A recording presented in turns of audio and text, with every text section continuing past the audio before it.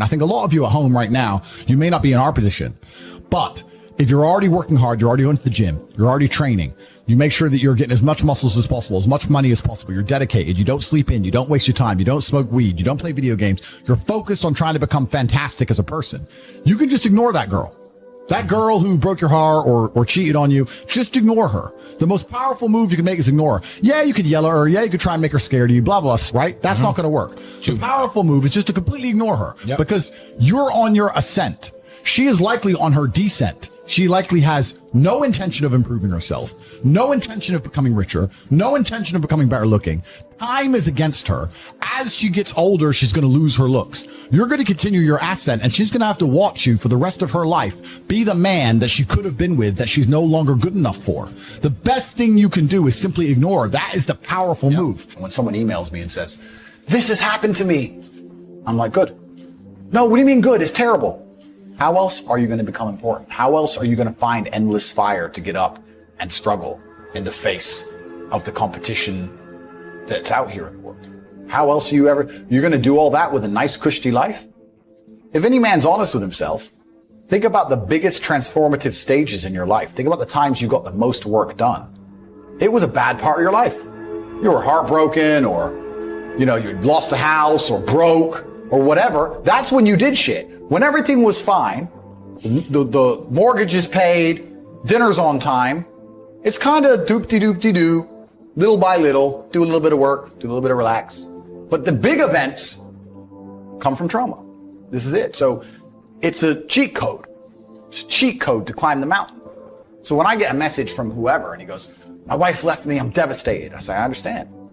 I completely understand how hard it can be to lose a woman that you've given your entire life to. And you've done so many nice things. And then because of one thing you did, her innate and absolutely insane level of ungratefulness has turned her bitter, and she now talks to you like she hates you over one thing you've done after thousands of efforts showing how dedicated you are to her. And even now that you're prepared to die for her, she doesn't give a shit about you. I understand that pain.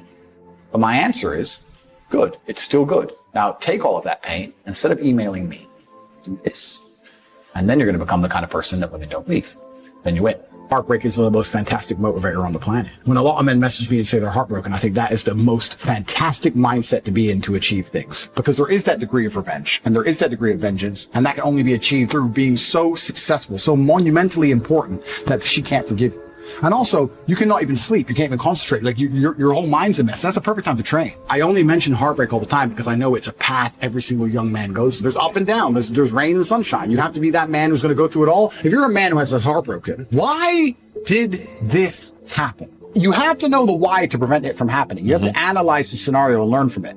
When you look at your bad or your previous relationships with women that went wrong, you can sit there and go, okay, this all went wrong. What has she taught me? She taught me that I'm emotionally affectable. She taught me that if she ignores me, she gets more attention than if she's nice to me. You have to sit there and analyze all the lessons, and you have to implement them. It's the same with absolutely everything. As a man, you have to be accountable for absolutely everything. Every single thing that happens is your fault. You made her leave you. You did. Whether you like it or not, you are the reason she became so cold. You are the reason she doesn't listen anymore. You are the reason she's so arrogant all of a sudden. You are. You may not have identified why yet, but if you identify why, then you get into your next relationship healed and understanding what you did wrong and learn from it. That's what you have to do. But most of these men don't want the self-accountability, and they want to blame the women. You have to blame yourself. I actually truly believe that women in their hearts, unless they're completely corrupted by society, women just want to love and be loved and feel safe. That's what they want. They want a man that they can look at and they truly know he makes the decisions and I trust him to make the decisions and I love him for that and I respect him for that. That's what they truly want. When a woman starts turning on you, it's usually because she doesn't trust you for some reason. She doesn't trust your judgment. If she starts to doubt your judgment, how can she truly love you? You're the protector. You're the provider. If a woman's gone cold on you, you have to sit there and go, okay, she doesn't trust my judgment. What have I done that made her doubt me? It's not her fault. It's your fault. Every single time a woman leaves you as a man, it is your fault. Always. Even if a richer, more successful, more alpha man stole her from you, it's still your fault because you need to be like him. It's always 100% your fault. First things first is that going through a breakup sucks. And every single man out here, no matter what they say, understands how bad it is to go through a breakup and understands what heartbreak's like. It's difficult. It's not easy. I'd actually like to argue that men feel more heartbroken than women. I think that's facts. I think it's true. And I think it's because one of the possessive element that we have, the idea of her being with someone else hurts more than the idea of you being with someone else to her. And secondly, because you have a lot less options than she has instantly. So I think that breakups are worse for men than they are for women. And I understand how difficult and hard they can be. However, unfortunately, the unfortunate reality is that chasing her and being dedicated to her and saying you're going to do whatever she wants, etc., is very unlikely to work. It's very unlikely to work. And you have to look at the scenario you're in, look at the chessboard and make the best possible move. When you're heartbroken, when you're truly heartbroken, you can't even sleep. And your mind is constantly preoccupied. And instead of seeing that as a negative, what you need to do is use it as a source of unlimited power. You have to just take the energy inside of you. Energy cannot be destroyed. It can only be converted, whether it's heat into light, the momentum into friction, or however you want to put it, right? Energy cannot be destroyed. It can only be converted from one form to another. And you have to look at that and understand that the sadness inside of you is energy. You can't destroy it, but you can convert it into something else which is constructive. And you just have to suck it up, buttercup, and get over it. And there's no other way to do it. And obviously having an abundance of women makes that easier. But I wouldn't even put it that way. I'd say if you were with a woman and you lost her and you're now lonely and she's going to be moving on and you're absolutely not heartbroken and you're destroyed inside, I understand how difficult that is. But now you have genuine sadness inside of you, which is unlimited motivation for you to become a beast, become an animal. And by the time you're finished becoming an animal, you won't care anymore. So if you really want to cure yourself, you can just say, I'm going to get a six-pack and I'm going to get bigger arms. And by the time my arms are this size and I have a six-pack, you'll realize you don't give a shit about her anymore. That's just the way the world works. Let's say your wife breaks your heart. If you're not going to work, you can't sleep anymore. You're upset. She's running around with a new dude. You see her Instagram story. She's got some new guy. You're furious and you're angry and you're jealous and you're bitter. You have all of this inside of you. But you're not going to go to the gym and work hard and become so fantastically in shape and so rich and so powerful that no girl ever leaves you again. You're not going to do that. No. What are you going to do with it? Text her? Try and explain to her? She doesn't care. Like, you can write the most perfect English. You can write the most beautiful words ever constructed. Forget Shakespeare. You can do, it doesn't matter. She doesn't care. She just doesn't care. She's distracted. She forgot about you. She forgot about you. So what are you going to do with all of that inside of you if it's not positive? Well, it's going to consume you and you're going to end up self-destructive, or you're going to embarrass yourself, or you can take all of that and put yourself in a position where it never happens to you again. Yeah. Those are the choices. So what's the most intelligent choice to make? Yeah. You know, the cowardice is they are afraid to lose her. Trump says it in his book, The Art of the Deal. If you're not prepared to walk away from the table, you cannot negotiate. And that is absolutely true in a relationship. If you are not prepared to get rid of her, then what are you negotiating? If you're not prepared to say, sorry, that's the red line, goodbye, then you don't have a negotiating position. You don't have one, because you'll just say, no, no, no, no, no, forever. It'll just stay forever. There has to be a line you will not allow to be crossed. There has to be, right? And so many men are so scared of losing the girl, but if you refuse, men message me all the time, I need my girl to listen to me, but I don't want to split up with her. You already lost. Like, bro, if you're telling me there's no scenario in which you will leave her, I can't help you. Because I have people message me all the time and they go, oh yeah, but it's easy for you, Tate, you don't care. I say, no, incorrect. I will tell you right now on this podcast, I have walked away from women I loved with all my heart and women I missed for months, but I never told them and I never text them. I was a man about it. Being a man about things is not feeling things. It's being a man about it. Be a man about it. If she's not going to be the woman you need her to be, she has to go. It's actually very interesting, the masculine experience, because I like to believe that most men on the planet have lived a semi-similar timeline. All of us as men experience a very similar human paradigm, and that is that most men are born and you're not important, and then you go to school and you fall in love with some girl in school, and then you realize that all the 19-year-olds you want when you're 19 are with older dudes because they have cars or whatever, and you go through this experience of getting your heart broken and losing your girlfriend, etc., or accept they're gonna have their heart broken forever. But some men decide to become so big and important and strong and irreplaceable that they never have to suffer heartbreak again. You know why God made your girl leave you? Because he wanted to show you that you ain't shit. He wanted to show you that you are human and you're fallible and that you're very replaceable. So he decided to make you fall in love with a girl, and he decided to make her leave you. Now it is your job to look at the board, understand what's happened, say, I understand, God,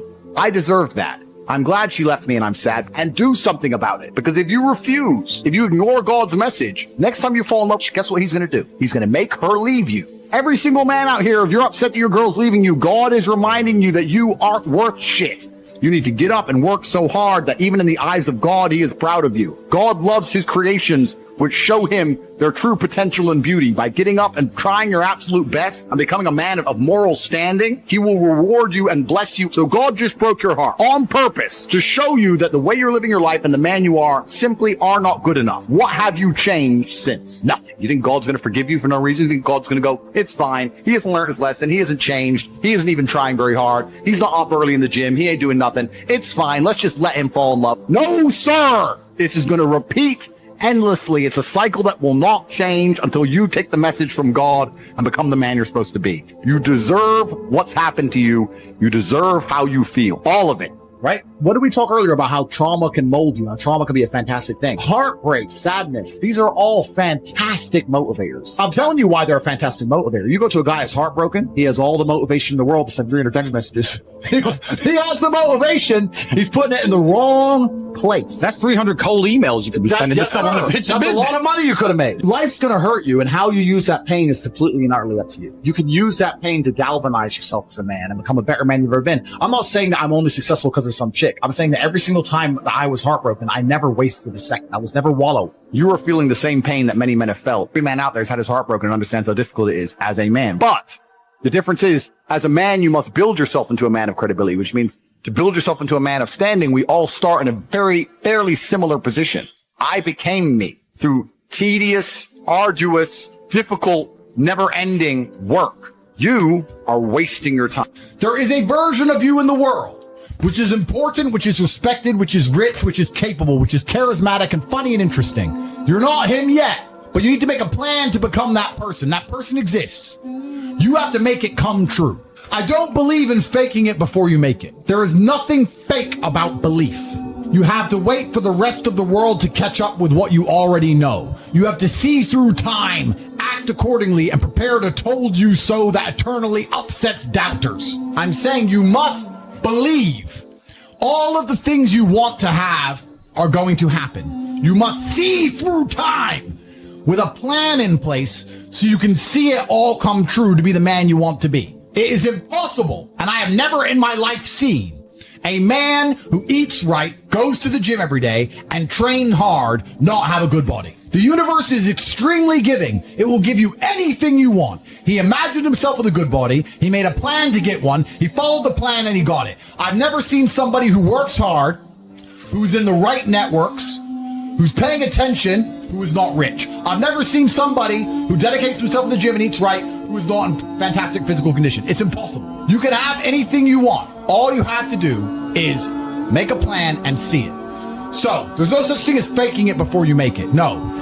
You see it and you make it come true. You make everybody else accept your version of reality. You see a version of yourself inside of your mind, and when other people do not see it, when they look at you, you bend space-time and change your outward projection, your avatar, so others view you exactly the way you see yourself. It is called belief. You must have a vision for who you could be. The power of belief is real. Words and thoughts have power. Use them. They are tools and weapons to aid your ascension to greatness. Let me give you a thought experiment, all the people at home. I had a very old video before I said, I'm a sayer. I'm a sayer. If I say something, it comes true, which means I don't need the motivation to do difficult things. I just need to find the energy to say things. But then I have a bond to myself because my word is my bond and my contract is golden where I do them. So if I say I'll do 1,000 push-ups, I'll do 1,000 push-ups. So when I'm sitting there feeling lazy, think I don't want to do 1,000 push-ups, I think, well, if I just say it, then I have to do it. And I always have the energy to say something, so then I do it. So that's why I always train. Please understand that losing hope is fatal. Hope is a requirement for success. My whole life was built on hope. You do not become a 4-time world champion without it. You cannot put yourself through the training required, through the sacrifices and pain, unless you believe and hope that you're going to win, that it's going to pay off in the end. You must believe in yourself. You must believe. You can achieve your dreams, but you need to regain your hope. I'm here to show you it is possible. Was I telling the truth? I never lost hope. I knew. Hope and vision are slightly different. Vision, you can see where you want to end up, but hope is the belief that for sure the vision will come true. First, you want to become as strong as physically possible. So you want to be as strong as physically possible. Next, you want to try and make as much money as possible. Not even necessarily for the money, although money is extremely important because it allows you to take care of yourself. We talked about this before, but there's a challenge involved, and solving that challenge is going to make you feel more satisfied as a human. Happiness comes from success, and making money is success. You should try and make people around you smile and be happy. You should try and encourage positivity around you. You should be the kind of person that no one can really complain about their struggles around because they know that you're the person who's going to be like, why are you complaining when you could just simply fix it? Especially successful people. Successful people are uninterested in stealing because we'd rather everybody win and keep the friendship and keep the network and keep the positive organs and keep the good karma than make a little bit extra money. So it's amazing what you see in the world. And if you become a person who is happy and successful and can take care of himself and adopt struggles, you're going to start finding those other people who do the same thing, and then you're going to build a network and become fantastic. If you lack somewhere, excel somewhere else. Counter your weaknesses by honing other capabilities. If you're ugly, become filthy rich. If you're poor, be as strong as an ox. Life is unfair. The primary focus of your energies is to balance the books. And there's two different ways you could interpret that. You can obviously increase the attributes that you are lacking. If you have the ability to train, because a lot of people don't. Some people are born without arms and legs, but you with 2 arms and 2 legs are sitting at home jerking off the hub, flabby and fat. If you have the ability to train, you should be doing it. But also, there are some things that some people are just better at, and you can counteract that problem by teaming up with people who compensate for your weaknesses. People who are strong in areas where you are weak, and you team up with people where you are strong in areas where they are weak. So if you have a disadvantage, you also have somewhere God has given you a distinct advantage over others, and it is your duty to excel in that realm. It is your duty to become so monumentally influential and powerful within that specific criteria in which you have the capability to be brilliant, that your weaknesses no longer appear because they can be simply overshadowed by your network or overshadowed by your absolute competence. The reason I'm the luckiest man on earth is because God has given me endless building blocks to build a superpower. He's given me endless power. He's given me endless motivation. What do we say? Yeah. He's given me I have endless sources of power. I can sit here right now and recall events that will prevent me from sleeping for 2 to 3 days. That gives me a superpower that other men do not have. They want to go to sleep. They're tired. I can stop being tired for days at a time. I can just have a thought. I can remember. I can sit, close my eyes, and use the power of my brain to vividly remember events, and I will not sleep for days. And when people come to me and say, oh, this happened, I'm really sad, or my heart broke, or this bad thing happened to me, I say, good. Thank the Lord that he's given you this endless source of motivation. You're wasting it. Yeah. That's your problem. But it's been given to you. Nitrous oxide has been given to you. You just have to use it in the correct way. So I'm the luckiest man in the world because all the bad things that happened to me have given me all the building blocks to become the most fantastic man on the face of the planet. I think everybody on the planet has something. If you walk through life and feel like you have nothing to prove, then you're a loser. If you wake up each day and go, I don't owe anybody anything, I don't have to prove anything to anybody, then you are a loser because you are absolutely not incorrect. You must prove yourself to other people. You must prove yourself to your bloodline, as we just discussed. You must prove yourself to God. God hates the lazy. He can't stand them. If he gives you all these genetic dispositions and these natural God-given gifts, if you have 2 arms and 2 legs and you can think, and you're not trying your absolute best, that's the reason you're not lucky. He doesn't like you. He likes the people which show him the beauty of his own creation. He likes to give somebody building blocks and them to build something amazing. It's the best thing about being a man. You get to build who you are, right? You can decide if you want to be a funny comedian or a musician or a kickboxing world champion or fight the Matrix. You can decide whatever you want to be. God loves to see that. Those people, for some reason, seem to be enormously lucky, right? The person who goes, I don't have to prove anything to God. I don't owe all of my ancestors any effort. For 5,000 years, people were dodging saber-toothed tigers and catching the plague and running from Genghis Khan. I don't owe them anything. Don't owe them a thing because I want to play video games. These people are losers. I wake up every day with something to prove. I have hundreds of millions of dollars. I'm in fantastic shape, 4 times world champion. I will have to be braver. I must try harder. All I do is prove myself. So when I hear people go, I don't have nothing to prove, then you're a loser. Peasants have never felt like they needed to prove anything. But kings felt like they needed to go and conquer land. Isn't that it's coincidental that the king, who already had it all, felt like he needed to go to some far-flung land and conquer it and take it and prove he's the king. But the peasants, I don't have to prove nothing to nobody. You're a loser then. You're a dummy. I absolutely and utterly, completely have everything to prove to everybody all of the time. That's who I am. I will prove anything to anybody. If I sit and say X, I will prove it. If you never make a mark on the world, then you effectively never existed. And when you're gone, nobody will care. And that's very important because you have a duty to your ancestors and you have a duty to God. So you must make a choice. And this is genuine choice to you people at home. Do you want to live in obscurity forever and be invisible and not matter and have an easier life? I would argue that it's not easier because in your heart and in your soul, you're going to feel guilty knowing you could have been something you're not. Or do you want to try your absolute best and struggle and suffer every day of your life, paying the rent for all of the amazing things around you? We pay endless rent. We pay rent for our bodies. We pay rent for our relationships. We pay rent to keep our kids. We pay rent to keep our business. We pay rent to keep our freedom. Every single day is work to pay the rent. It's absolutely never ending. And you have to make that choice. So you have a pen and paper in front of you. You need to decide. Do you want to be invisible with a lower rent bill? Or do you want to be important and work hard and suffer to make sure that the rent is paid? It's a choice you must make, and it's binary, and you must be extremely dedicated towards the decision you finally make. Another thing that's going to give you a lot of motivation and power as a man is helping other people. It's inside of the masculine imperative to provide and to protect. If I love a woman, I want to protect her. I want to give her things and I want to make sure she is safe. This is how I feel naturally. It's my natural inclination. Another thing you should be doing is trying your very best to help people, to give to other people. You have enough money to give some away. You have enough time to take 10 minutes out your day and help somebody who is worthy. Don't be used by users and losers. A lot of people go through life with a very average attitude and they wait for their one big break. But you have to build your big break. And you're going to do that with 1,000 tiny victories. By constructing the correct mindset, you can be in the exact same scenario you're currently in, living the exact same life with a different mental model in which you view the world. And you will not only feel more powerful, you will be more powerful. You'll achieve more amazing things. You will be greater. You will be happier. With the same car, the same woman, the same house, the same income, the same everything, but your mind changes the lens in which you view the world. Lenses change things. Rose-tinted glasses, perhaps dark glasses. You can put glasses on, change the lens, and you can view the world differently by changing how your mind is constructed and put together and the way you view the world. That is the point of mental Aikido.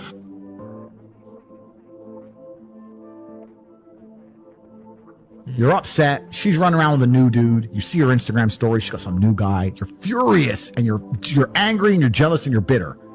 You have all of this inside of you, but you're not going to go to the gym and work hard and become so fantastically in shape and so rich and so powerful that no girl ever leaves you again. You're not going to do that. No. What are you going to do with it? Text her? Try and explain to her? She doesn't care. Like, you can write the most perfect English. You can write the most beautiful words ever constructed. Forget Shakespeare. You can do, it doesn't matter. She doesn't care. She just doesn't care. She's distracted. She forgot about you. She forgot about you. So what are you going to do with all of that inside of you if it's not positive? Well, it's going to consume you and you're going to end up self-destructive, or you're going to embarrass yourself, or you can take all of that and put yourself in a position where it never happens to you again. Those are the choices. So what's the most intelligent choice to make? Yeah. You know, I don't understand how many humans function in the world today. I don't get people who don't think like me. I don't understand it. I'm like, well, then how have you survived this long? Life is hard.